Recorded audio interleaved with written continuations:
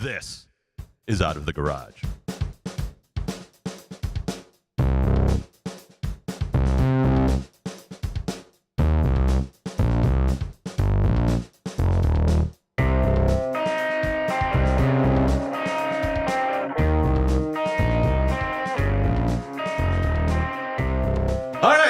Thank you for tuning in today. I'm Rich Colo, your host, and joining me in the studio, as always, is my producer, my co-host, my tech and tone junkie, the man, the myth, the legend, the magical Nate. It grows every week. It does, Nate. That's my intent, to keep making it bigger and bigger. Eventually, the entire podcast will just be my introduction of you. Sorry, we're going to have to cut this interview short. We got to get into my title all the way. We are at iMaster Studios in Grays Lake, Illinois, about halfway between Milwaukee and Chicago. And per the usual, we have Mark Yoder behind the controls. Nate, do you have anybody you want to give a shout out to before we get cranking? Yeah, first, we should thank Jungle of Cities for coming out. Absolutely. Last time, they did a great job. We had a great time with them. Very interesting discussion, I thought. They did perform 2 songs for us, Lucky for You and Blades of Grass. Make sure to check out their album, The Devil's Work. We do have that in the Out of the Garage podcast playlist on Spotify. They do have some gigs. Is that August? Linked up in Facebook? Yes. Okay. And of course, a shout out to our comrades in One Ping Only. Jeff, Thumper J, and Eric of One Ping Only. We're playing at the Mutiny in Chicago, June 16th. We're paired up with a band, So Far, So Bad. That's in Milwaukee. That's probably a really good idea to pair us up with a band called So Far, So Bad. Are they opening for us? Yeah. So, and who's coming up next week, Nate? Pretty cool rock band, 13 Monsters. 2 of the members going to be in studio. They also do a podcast called The Donkey Banana Show. And that's going to be one of my first questions, I think, Nate, is why is there a podcast called The Donkey Banana Show? And then after I ask the question, I think I might go, wait a minute, maybe I shouldn't ask that question. Could lead us into interesting territory. It could. A reminder, they do have a gig coming up on June 2nd. Again, 13 Monsters, June 2nd at The Wire in Berlin. We are always interested in hearing band submissions. We have been using a combination effort at this point of bands we have found and bands that have applied. It's a great opportunity to get your band heard, which is the point of Out of the Garage. In fact, this week I got a note from a young singer-songwriter from Chicago, Anna P. That's what she goes by, Anna P. You can find her music at Anna P Music on Facebook. Listen to her music at annap.bandcamp.com. Amazingly sweet voice. Seems to be a talented songwriter. One of those women who open their mouth and butterflies seem to just fly out. So she's amazing. I would definitely suggest you go and check her out. She's playing at Sylvie's on May 22nd. She also she actually wrote right before the show, and she said she's got a gig coming up. She's going to be playing the Debonair Social Club in Wicker Park on Saturday, May 13th. So that's like 2 days away or something. Indeed, it is. So if you get a chance, if you're out there, she's going to be playing at like 8:15. So we have lots of guests coming up. As Nate mentioned, we got 13 Monsters. We'll be here next week. The artist formally known as Vince Band. Then we got Mallory Lennon in the Psychedelics. After that, we have Drowned by the Sea, then Stereo Violet, and K.E. or Kai Anderson and the Pickups.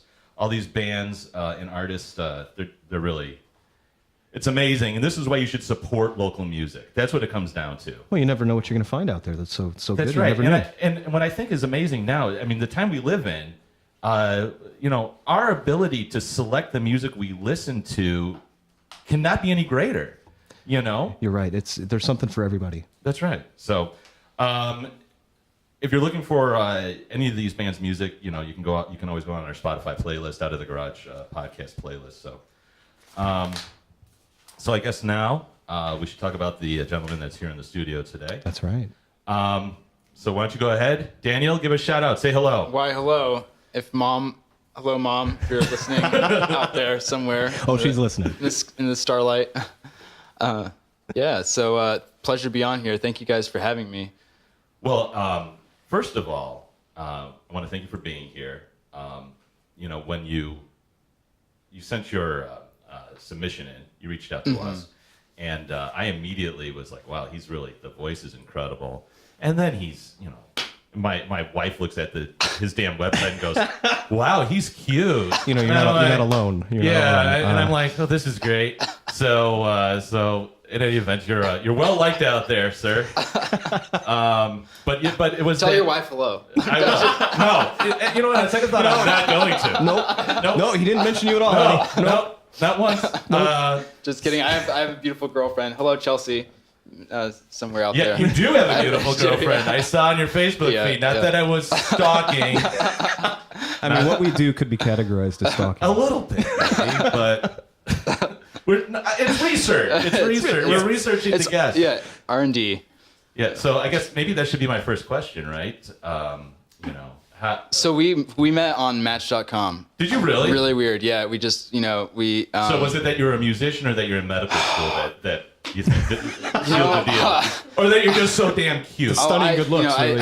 I don't know if she'll give a honest answer, but I think I think it was like I called her or something. I was like, hey, and I had like a few beers too, so I don't know what about that call was special. Maybe I have a really amazing voice, not only singing wise, but just vocal. I don't know. Just kidding. But I don't know. I was really. He's got a great speaking voice, a great singing voice, and he's handsome. Basically, I'm surprised as you are. Like so. I wasn't surprised. Not really. I went.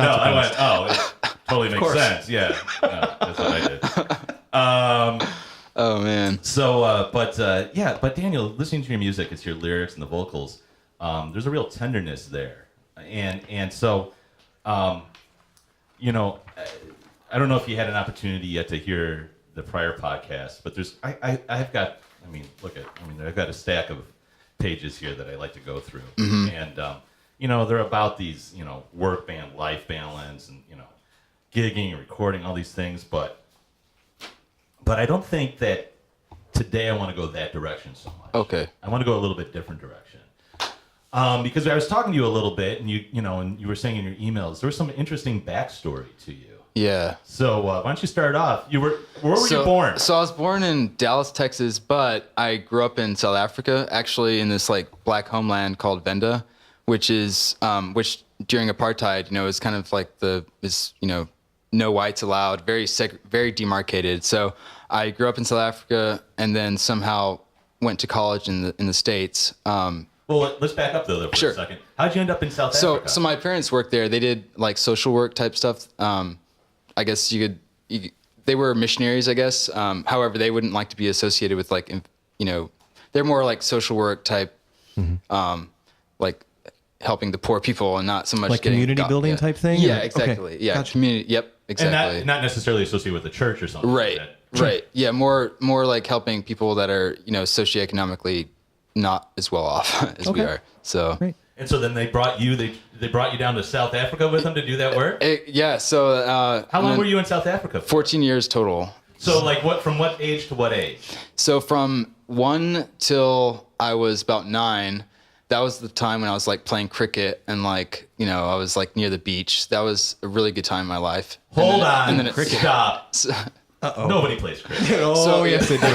Oh, yes, they do. No, nobody plays cricket. So, yeah. So, I tell everyone it's like the only sport where you can have like a cup of if you like tea, hot tea, people, grown men take hot tea breaks and have rusks and dip them Indeed, in scones and that sort of thing. So it's really interesting. That's great at 90-degree heat, I'm sure. Right. Ooh. Yeah. You know what I could go for right now?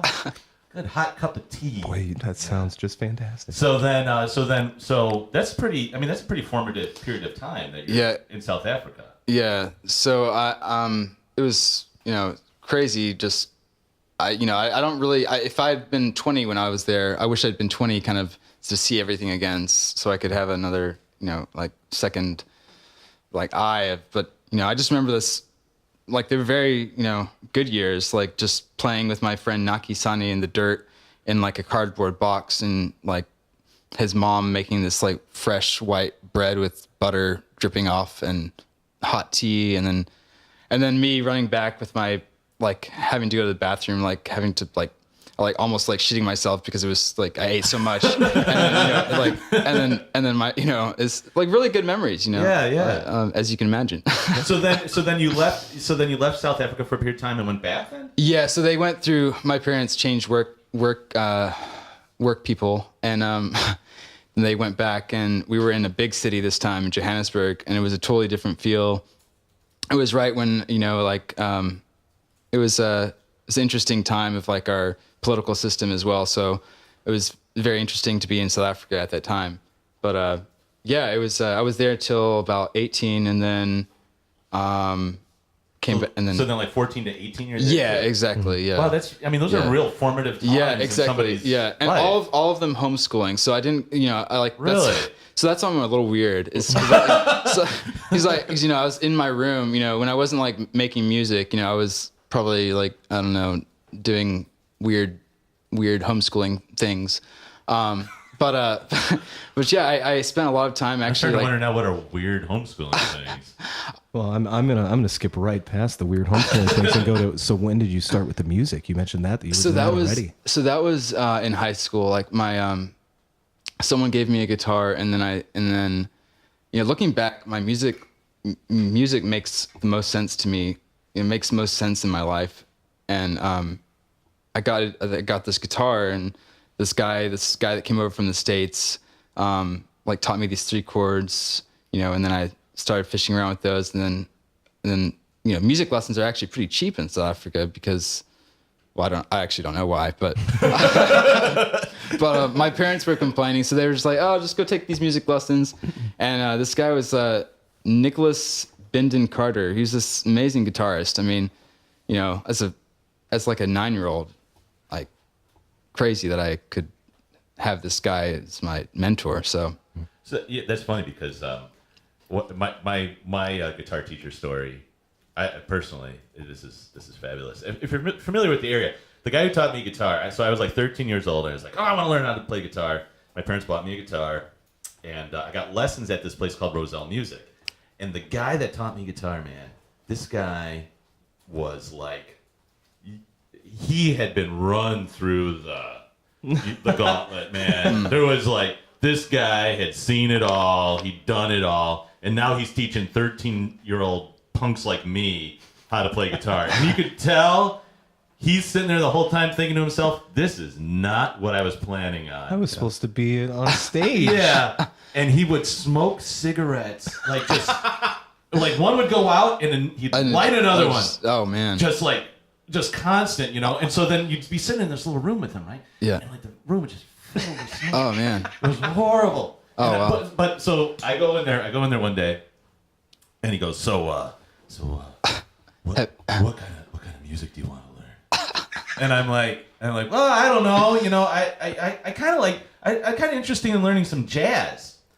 And he goes, he's got the cigarette in his mouth. He pulls it out, puts it out in the ashtray, and he goes, jazz is for pussies. And I was like, I am not asking about jazz ever Never again. Oh, man. It's rock and roll from here on out. Yeah.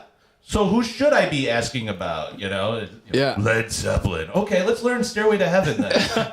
Yeah, that's actually kind of the way. Like, I've always been like a romantic. So when I was like 13, I dreamed about having like a friend, much less like a girlfriend. So like, no, I had friends. I mean, that's a joke, but but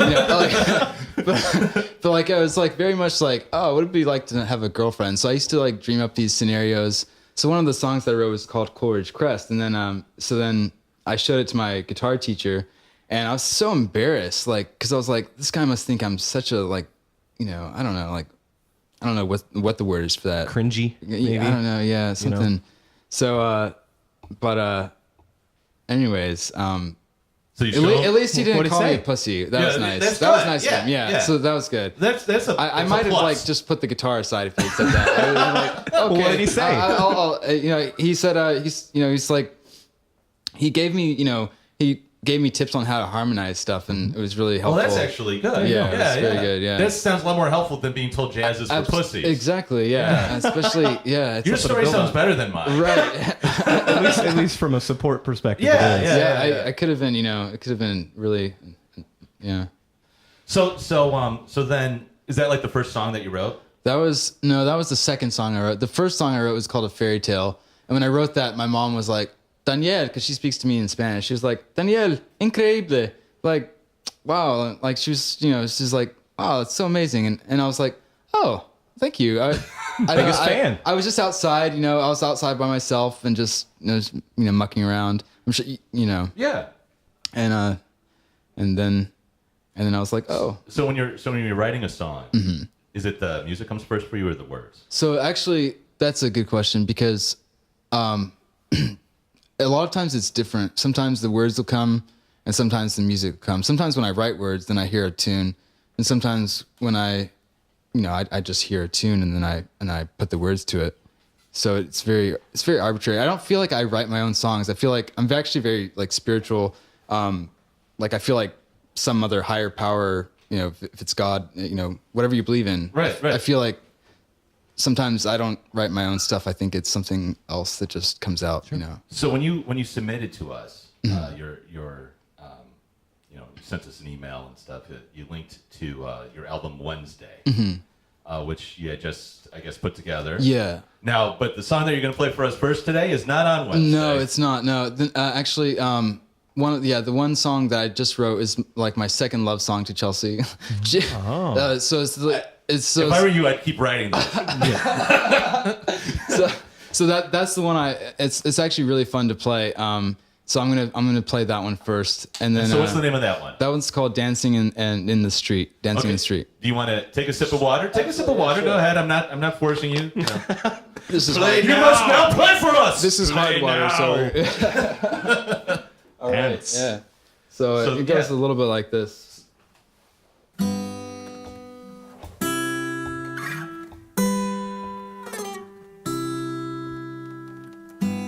Every time I close my eyes, I'm dancing in the street next to you. And every time I close my eyes, I'm dancing in the street next to you. And you're there on the rooftop looking out at the city lights, thinking, when's he gonna get down on one knee? Well, it's high time that I be married my lady. She's my best friend and she's my lover. The best sex under the covers. It's high time that I be married my lady. She's my best friend and she's my lover. The best sex under the covers. All night we be getting down and dirty under the soft moonlight.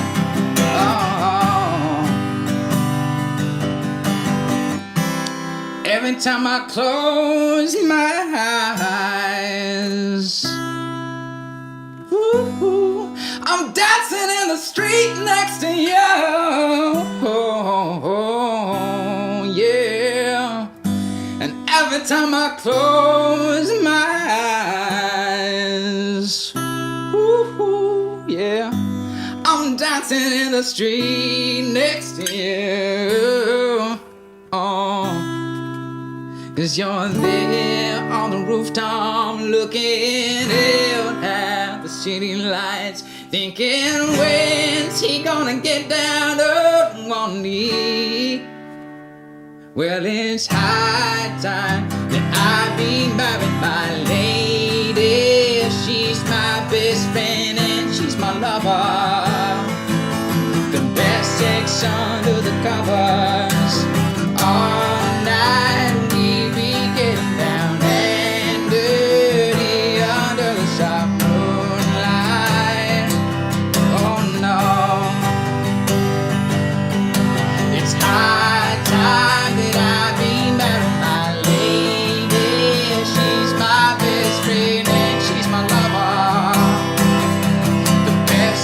Under the covers, it's high time that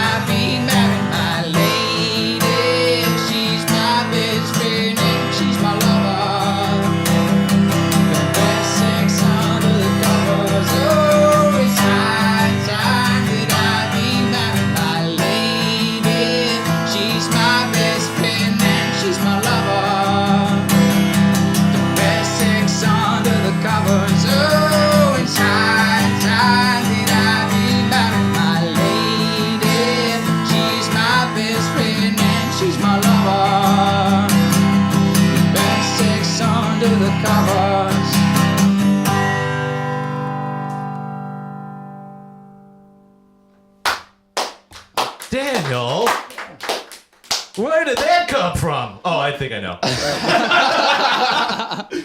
That was awesome. Oh man. Oh my God, that is great. Yeah, it's a fun song to sing. You know, I get like if it's not fun, it's not worth playing. Yeah. So you really put yourself into the song. I mean, there's no doubt about it that you wrote it and that you're feeling it, and that emotion that really just it pours out. And that's really compelling. I mean, that's really fabulous. Yeah, I heard a song. I heard someone say one time like the way your body moves when you sing, when you're actually singing the song. Like Joe Cocker used to like almost like vibrate. Like he used to be, you know, and I always just took that. I was like, man, maybe that's what it means to actually sing. Because when I didn't have a voice, like whenever it took me a while to actually know that I could sing, like actually third year med school, I was like, you know, I really want to sing, but I just can't hit this note. I'm not good enough. Like, and then I was like, maybe if I just put more soul into it, you know, and then somehow like maybe it'll come out then. And so it comes out. Well, I'm so glad that I really just want people to enjoy it. So, yeah. So that is really, it's a very, very well written song. Oh, thank you. Yeah, thank you. But you mentioned third year of med school, right? Yeah, yes. That's I know a little bit about medicine. That's a lot of work to go through med school. It is, yeah. It's a big stress in your life. It's this huge stress, actually. It's actually kind of interesting that you brought that up because it's something I struggle with every day. Is like two identities. Because from my heart, I'm an artist, and you know, but practically, like you know, growing up, whatever pressures there might have been to do, to go down a certain path, you know, I did those, and now I'm kind of like, oh, who is Daniel? And like, it's kind of, it's scary and it's exciting at the same time because I don't know where my life is going to go with music, but medicine sure is difficult to tack on in addition to writing and stuff. Right. It's just weird. It's, you know, it's like medicine is so objective and then music is so like subjective. Yeah. It's completely the opposite. Yeah. So it's kind of got these two competing areas of your mind going against each other. Something like that. So yeah, I actually had to like not drop out, but take 2 months of leave of absence because, like, I was, you know, just gonna go crazy if I kept on studying. Sure. So I and then I got diagnosed with bipolar, and that was like that was kind of a tough part of my life, but and then realizing that, you know, that's a lot to deal with. Yeah, so it's music has been like, yeah. Let's pull that back. Sure, yeah. So with medicine, and you talking about the objective part, I know like when we were talking a little bit before, you talked about like reducing people to a disease classification. Yeah, exactly. Can you talk about that a little bit? Yeah, absolutely. I love to talk about that. In fact, like tonight, I'm going to go on an ER shift, and every time I struggle to present to the doctor that I'm, you know, whenever I see a patient, you know, I have to present to the doctor, this patient comes in with a 20-year history of smoking, you know, blah, blah, blah. And it's like, I don't view people, it's very hard for me to grab whatever is concrete and physical from their evaluation and like present them. I always want to be like, oh, this is a sweet, like 60-year-old lady. She cooks amazing sugar cookies. You know, she invited me over to her house. I'm gonna go later. You know, I have 9 hours later of this. I have 9 more hours of this deal with you. I have to follow you around, and you know, but after that, I'm going to this lady's house. She's gonna cook me sugar cookies. Yeah, it's like I just. Yeah, that's a struggle with me. It's always, you know, because you wanna get these patients better, but at the same time, you know, you want to encapsulate their humanity when you talk about them. So, yeah, it's really difficult. Actually, it's really hard. So medicine though works in objectives, right? It does, like yeah. objective facts, Yeah. right? What do you see? What are the symptoms? Trying to take that and come up with a diagnosis. Absolutely. And in the little bit that I know about medicine, I have always kind of, you see, to me, I don't necessarily feel like it's two different things, music and medicine. Okay. And the reason why is because I've talked to a lot of doctors that practice for a long, long time, and we would talk about coming to the conclusion of a diagnosis. Yeah. And a lot of times they would start describing it like, well, there's a certain art to this. There's a certain like feeling, that you get, and it's like, well, A plus B usually equals C, but for whatever reason today, I don't think A plus B is equaling C with this particular person. So I don't necessarily. I do think that there's a lot of doctors out there that are pretty creative. Yes, too, so. you're very right. I think for me, it's, I just, it's, I guess those guys have had so much. When you're a doctor, you've gone through residency and you've seen so many patients that you can kind of pick out the salient. I see where that's going. Yeah, because right now, when you're being tested on it, right, and being graded on it, exactly, A plus B equals C every time. Indeed. And then if you throw in the sugar cookie, the sugar cookie dimension, then all of a sudden people are like, "Why are you talking about sugar cookies?" Exactly. Yeah, exactly. Yeah. You're so right. Yeah. Whereas maybe 20 years from now, you could be a doctor and be like, you know what? But because she's doing sugar cookies all the time, that means something else. And you draw it, and then all of a sudden, you're a house, and you've come up to a conclusion that's completely different. Yeah. Yeah. True. So the other thing we were talking about before with you a little bit was some of your background. You had a lot of childhood illnesses, right? Yeah. So when I was back to that black homeland in South Africa before apartheid was abolished, there's Venda where I lived. It's this really dusty place, and I got these repeated ear infections. Just remember waking up. I don't know if you had ear infections before, or not that I remember. Not that you remember. Okay. I just remember waking up and feeling like you could push. I could push a finger inside my ear, and it would break the crusty part, and then you would feel like and it's disgusting, but that's what that's one of the early memories I remember from that place. And I got so many. It was chronic infections because of all the wind and all the dust.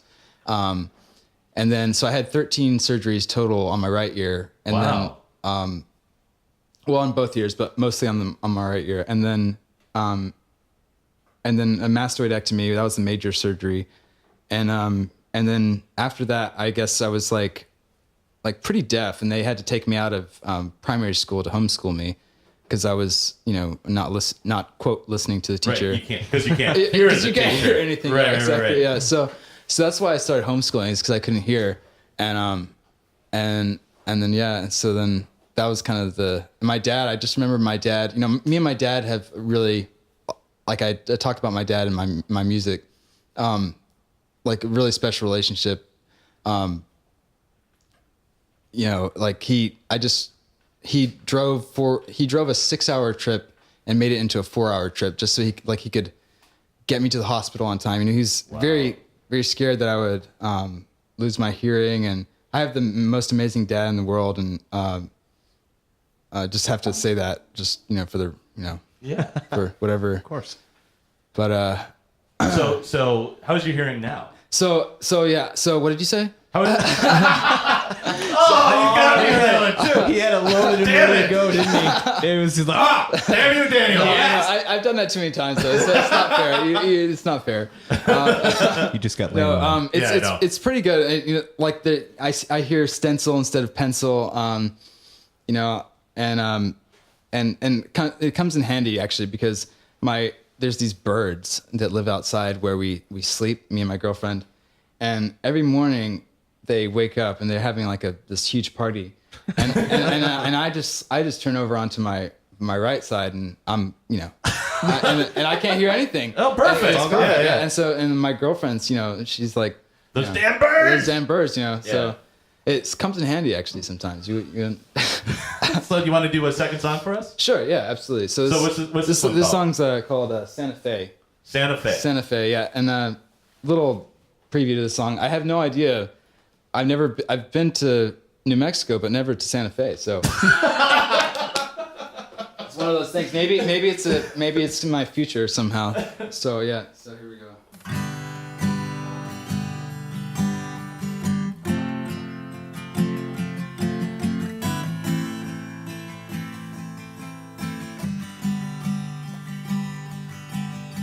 Take me where the air is clear, the nights are brisk, the snow it drifts, the way I feel about you in the morning.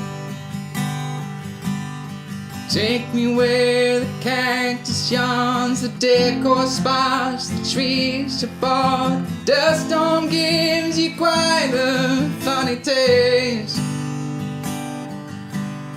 Take me where the wind chimes sing their song. Take me to brick walls and waterfalls. Ooh. Take me on my way to Santa Fe, where I can't even see the light. It's fading away.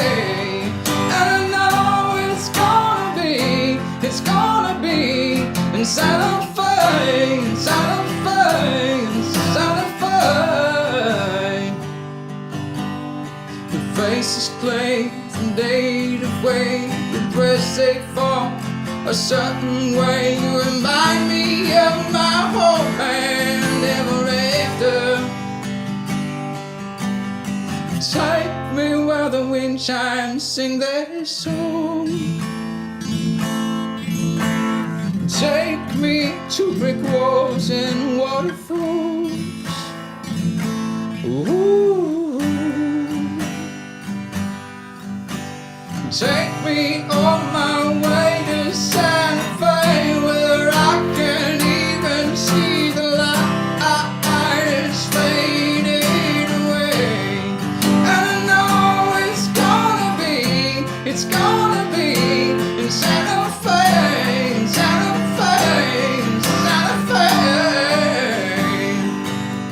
Take me on my way to Santa Fe, where I can't even see the light. It's fading away. And I know it's gonna be in Santa Fe, in Santa Fe, in Santa Fe. One more time. Take me on my way to Santa Fe, where I can't even see the light. It's fading away. And I know it's gonna be in Santa Fe, in Santa Fe, in Santa Fe.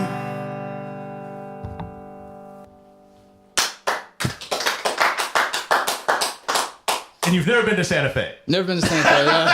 I've been to New Mexico. It's a really pretty place. It always reminded me of somewhere I wanted to go that was just clean. It wasn't, scarred by any like pollution, and just like really just organic. And I don't know. I don't know why I said organic. I'm not like.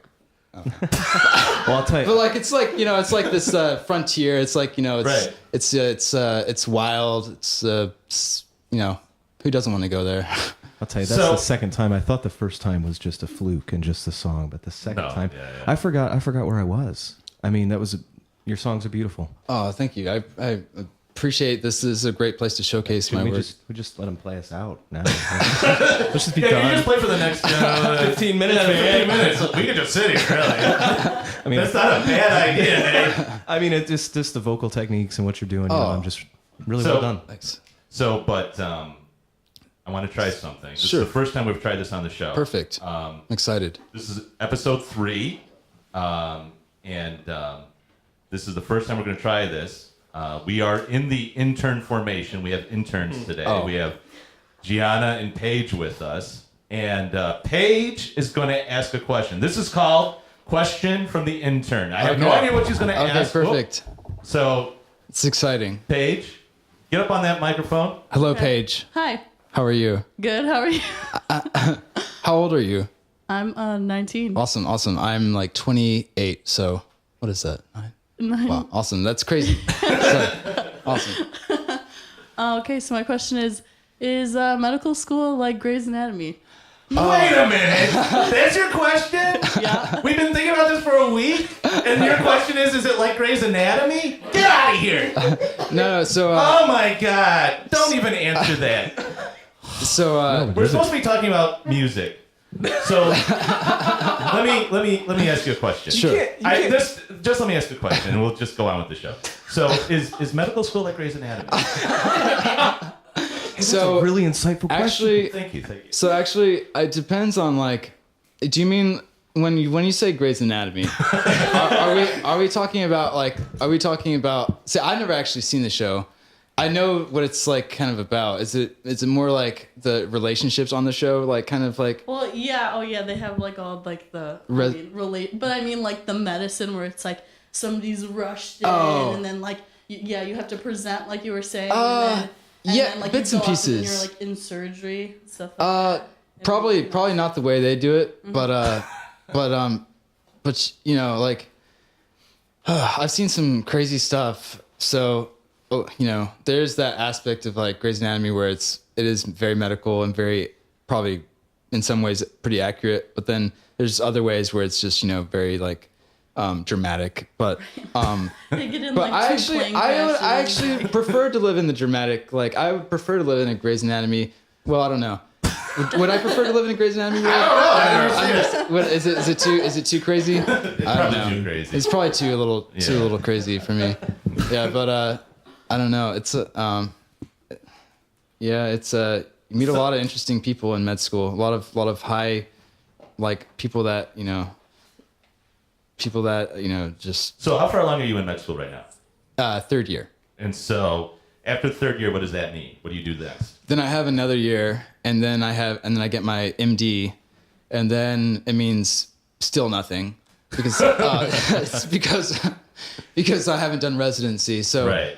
If I do residency, which you know that's always a question. If I want to do residency after this, I will see. Do you have something that in your head where you kind of go, I think I like that area of medicine more than others? Yeah, psychiatry for sure. I think just because of you know my own issues, but Right. We didn't really talk about those. But yeah. Well, yes. no, I mean, you can see that, you know, you're insightful on humanity. right? Yeah, So it's a you know, good just spot. like I'm not a really procedure person. I don't really like that aspect of medicine. I kind of like just to talk to people and like, you know, hear them out. It's if I could have my way, I'd just be interviewing people all day, just like the same as you. You know, it's a pleasure just to be able to. Well, then you should have been an attorney. So yeah, you're a lawyer. That's crazy. Right, Yeah, that's right. awesome. Wow, awesome.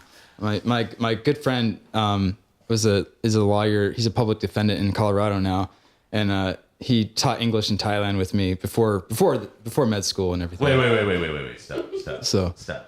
You taught English in Thailand? Yeah, so I got rejected from med school first, and then after that I was like, well, what should I do? Yeah. So I went to Thailand, and just you know, like. So when did you really start getting serious with the guitar and the music? So this was 2 months ago. So yeah, because I Wait, 2 months ago? Yeah, because I like my leave of absence started like I basically played and didn't go to rotation. I just couldn't. My lowest point in med school by far was when I sold my Martin guitar to this lady off of Craigslist for rent money because like bipolar people aren't the best with like, you know, they're not the most fiscally responsible. So anyway, so that was you know first or second year, whatever, and then fast tracking third year, I was just like, you know, this is dear to me. Music is dear to me, and I'm gonna die inside. My soul's gonna die. This is your. I mean, is this sounding like a movie to you, Nate, or some kind of? I mean, this Has is anyone that's- approached you about the screenwrites for your life story? Because if they haven't yet. Because I've got a meeting we need to go to Because that's like the. I mean, you had to sell that you sold your guitar. Yeah, it was a rough point in my like. Man, I'm glad I have a good family. You know, it was a rough time. Like That's amazing. You know, so then the lady was like, she's like, "Oh, is Martin a good guitar?" And I was like, it's pretty good. So that was a pretty low moment, and then I faked it for like another year, and I was like, no, I have to have a guitar, so I bought one like last year. Okay, I'm gonna try to ask you a question. Sure. I don't know if you can conceptualize it or not, but can you talk about that? I mean, obviously, where does this passion come from music? Oh man, is there some way that you can isolate it? So basically, here's a story. I like to tell stuff in stories because whenever my mom there's a lot of gun hijackings in South Africa, and my mom would be like to me and my sister, she'd be like, okay, if anything happens to me, if someone takes over the car, you just sing Nkosi Sikeleli, South Africa, the South African hymn. And so I think that's probably the first song I learned was Nkosi Sikeleli, and that was kind of, then my mom, they started, Cat Stevens, and then it was like Beach Boys, and then it was like Ladysmith Black Mambazo, then it was like Simon Garfunkel.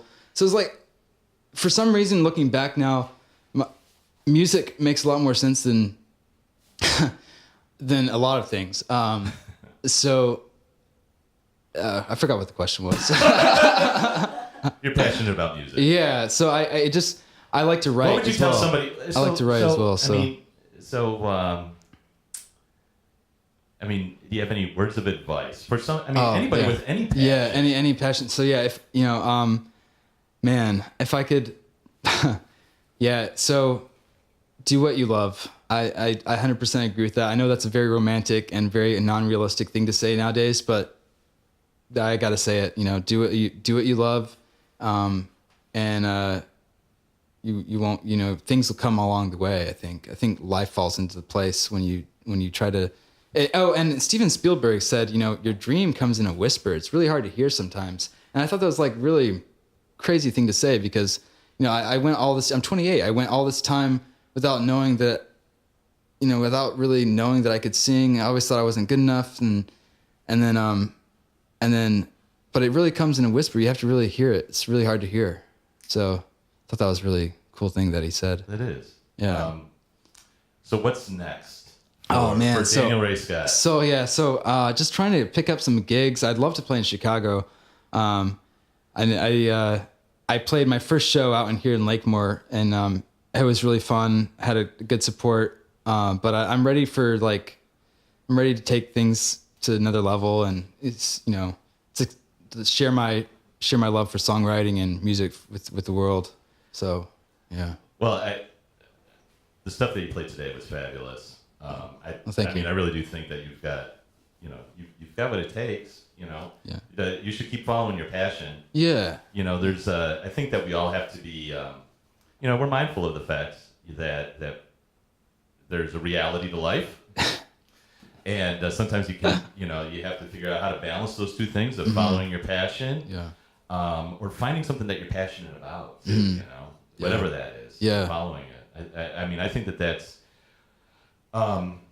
You're a songwriter as well, aren't you? I am. Yeah. So the thing what started this whole podcast process really was, I was where I live. There's about 9,000 miles worth of trails.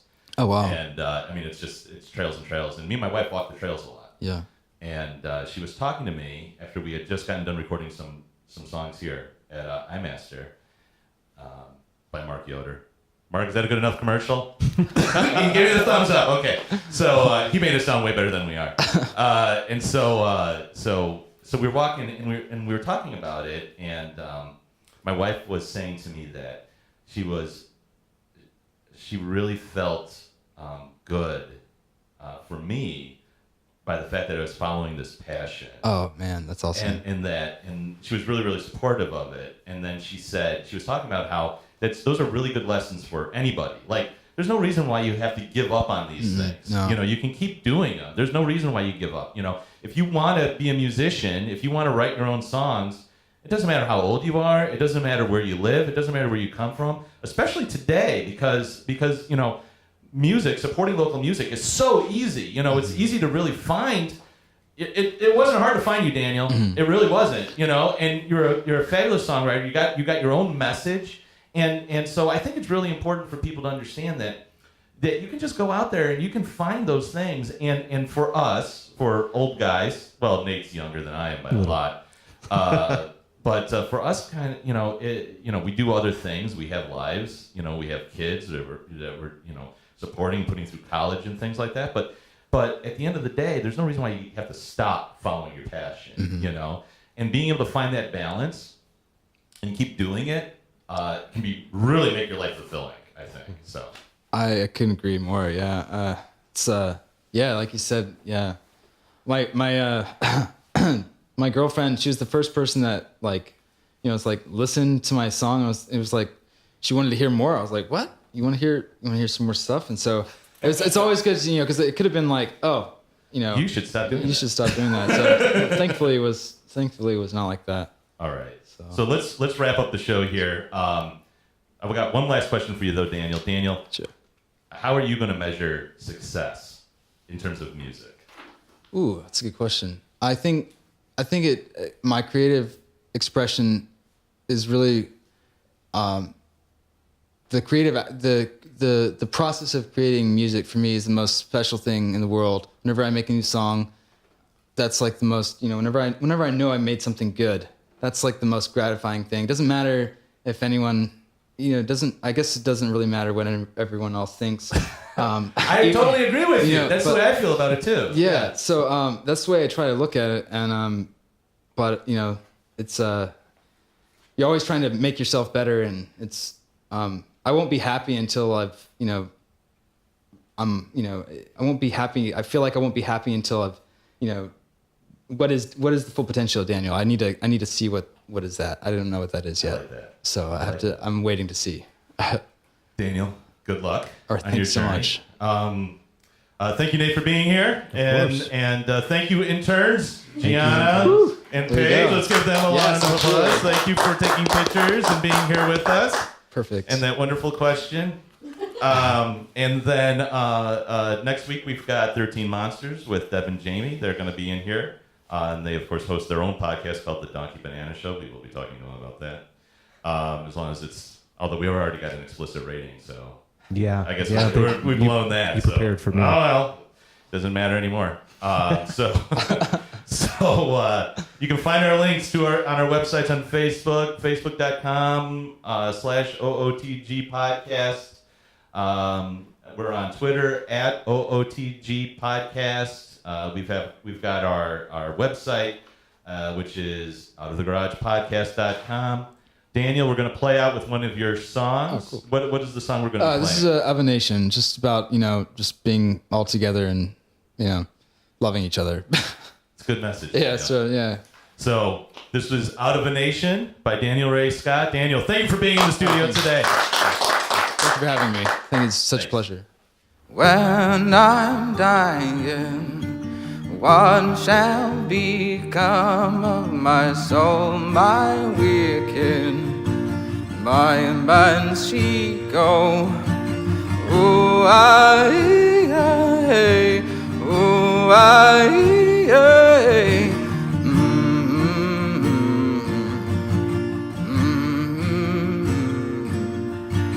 Do you love and do you cry, or do you feel, or do you come alive when my neighbors leave this paradise and return to squalor and the mice? Isn't there room for another at the table? Shouldn't we love each other as a neighbor? All the muted sighs and the gentle cries of our nation, of our nation. Oh, he knew muted sighs and his silence cries of a nation, of a nation. All the muted sighs and the gentle cries of a nation, of a nation. Oh, he muted sighs and he silence cries of a nation, of a nation. All the muted sighs and the gentle cries of a nation, of a nation. All the muted sighs and the gentle cries of a nation.